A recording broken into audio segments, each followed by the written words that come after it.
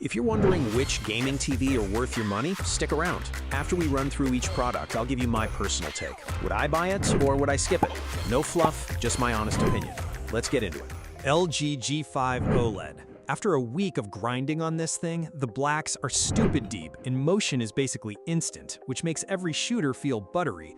It gets plenty bright for an OLED too, so HDR pops without washing out the dark rooms. Would I buy it? Yes, because it nails the pure gaming feel without any annoying quirks compared to the others. Samsung S95F OLED. This QD OLED beast throws insane color and brightness at you while the anti-glare screen laughs at my living room lights. Gaming at 165 Hz feels next level smooth, especially on PC. But man, the Tizen interface still glitches out sometimes when switching inputs. Would I buy it?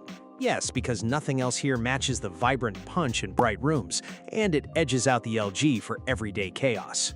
Sony Bravia 9. The brightness on this mini LED is ridiculous, and it handles bright HDR scenes like a champ, but the slower pixel response turns fast action into a blurry mess during intense fights. Only 2 full HDMI 2.1 ports means I was constantly unplugging stuff like an idiot. Would I buy it? No, because the motion blur and limited ports make it feel outdated next to the faster OLEDs and value minis. TCL QM8K. For the price, this thing delivers crazy brightness and solid 144 Hz gaming performance that kept me locked in for hours. Blacks get close enough to OLED levels now, but blooming still pops up in dark games, and the software feels a bit janky after long sessions.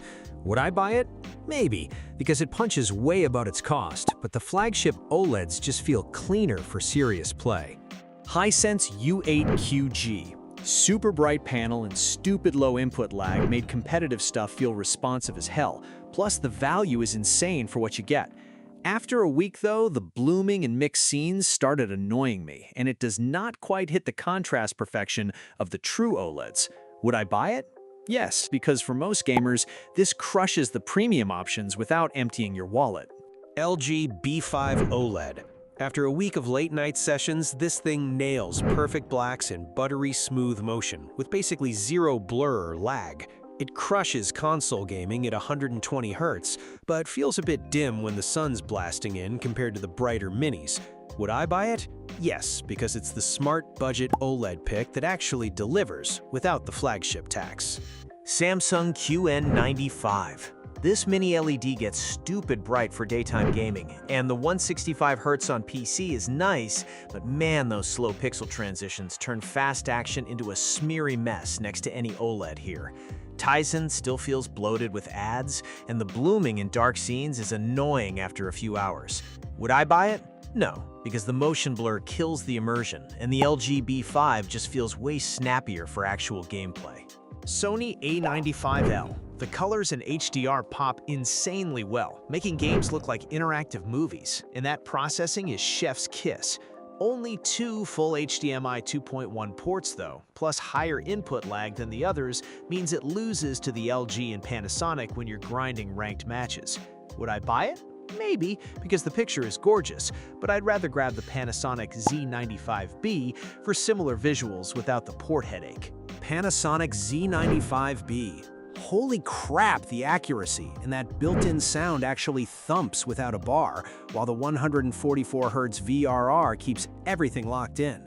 Only 2 HDMI 2.1 ports suck if you run multiple consoles, but the true game mode looks dialed in straight out of the box. Would I buy it? Yes, because it feels like the refined gamer's OLED here that doesn't annoy you after owning it, unlike the others. TCL QM7K. For the price, this mini LED gets surprisingly bright and colorful with solid 144 Hz support that handles most console stuff fine. Blacks still crush it compared to older LEDs, but next to the real OLEDs in this list, you notice the motion blur and blooming constantly. Would I buy it? No, because it's decent value until you try the LG B5 and realize why you'd rather spend a bit more for no compromises. Hisense U7QG. This thing punches way above its price with insane brightness in 4 full HDMI 2.1 ports that handle 165 Hz like a champ, making fast shooters feel snappy after a week of grinding. blacks are deep enough for dark rooms, but it still crushes the brighter stuff better than most here, without the usual mini LED halo nonsense. Would I buy it? Yes, because it's the no-brainer value king that actually delivers for real gaming sessions. Samsung The Frame Pro. Looks dope as wall art with that matte screen hiding reflections, but the wireless box adds stupid latency that makes competitive games feel off after a few days. Motion gets blurry quick, and you're paying premium for art mode that most gamers won't use over actual performance. Would I buy it? No, because the lag and price make it pointless next to proper gaming TVs like the Hisense or LG. LG C4 OLED. Perfect blacks and instant response time turn every game into a cinematic punch, with buttery smooth 144Hz on PC and zero noticeable blur in fights. It still gets plenty bright for most setups, and the 4 HDMI ports make switching consoles effortless without compromise. Would I buy it? Yes, because after living with it, the OLED magic just ruins every other panel for immersion. Sony Bravia 7. Picture processing makes colors pop naturally and highlights hit hard in HDR, but that slower pixel response leaves trails in chaotic action scenes after grinding ranked matches. Input lag feels higher than rivals when you're not babysitting game mode, and it's just not as punchy overall against the brighter minis. Would I buy it? No, because it feels outdated for fast gaming compared to the TCL or Hisense. TCL C8K. Crazy bright with solid local dimming that keeps blacks in check while delivering smooth 144Hz gaming and super low lag that feels great in everything from story games to shooters. It holds up well against the big boys without the usual budget quirks after heavy use. Would I buy it? Yes, because this beast slaps for the money and edges out most here for pure bang in a bright room setup. Philips OLED 909. After a week of late-night sessions, this thing pops hard with that ambilight, making my room feel like a damn rave during explosions, and the built-in soundbar actually thumps without me grabbing a soundbar right away. Colors are wild and gaming feels snappy enough. Would I buy it? No, because the limited full HDMI ports and missing apps drive me nuts compared to the LG's 4-port setup. Panasonic Z85B. This mid-ranger surprised me with buttery smooth motion and natural colors that don't scream fake like some others. Plus, the response time makes dodging feel instant in fast games. It's solid for the price and doesn't overdo the processing. Would I buy it? Maybe, because it's a chill pick if you're not chasing max brightness, but the Samsung just murders it in HDR pop for similar money. LG C5 OLED. 4 full HDMI ports mean I can plug everything without swapping cables like an idiot, and the 144Hz with super low lag turns my console into a competitive beast with zero tearing. WebOS is still the snappiest for jumping between games and Netflix.